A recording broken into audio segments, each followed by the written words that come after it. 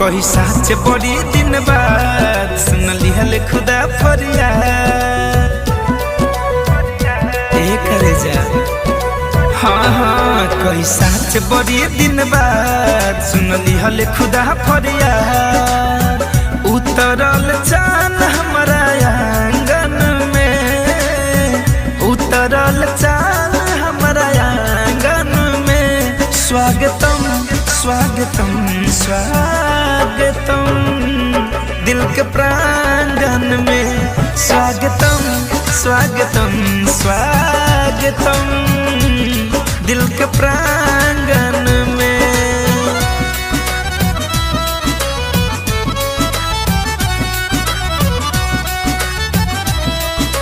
Music by उज्जवल कुमार।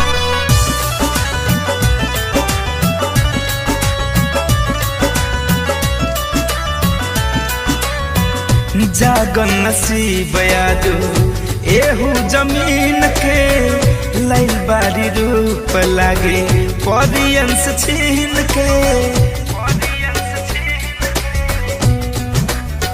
हाँ जागन नसीब यादू एहू जमीन के लैल बारी रूप लागे परियन से छीन के। निकलल बधूप लागे सावन में। स्वागतम स्वागतम स्वागतम दिल के प्रांगण में। स्वागतम स्वागतम स्वागतम दिल के प्रांगण में।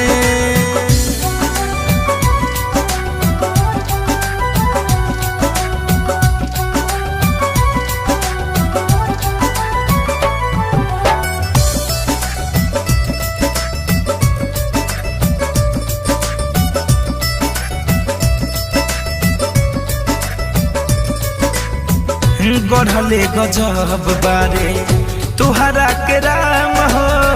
सारी उमर लाहो गईनी हम नीलाम हो।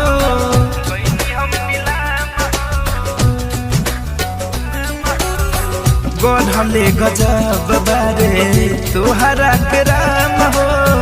सारी उमर लाहो गईनी हम नीलाम हो।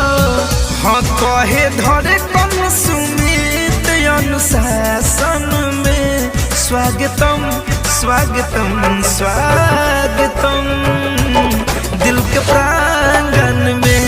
स्वागतम स्वागतम स्वागतम दिल के प्रांगण में। ठीक बा बिटिया ठीक बा। अब हमरा के लेट हो पाता, हम जाता नहीं। अच्छा से जाइए। अच्छा ठीक बा। अपन ख्याल रखिए बबली। हाँ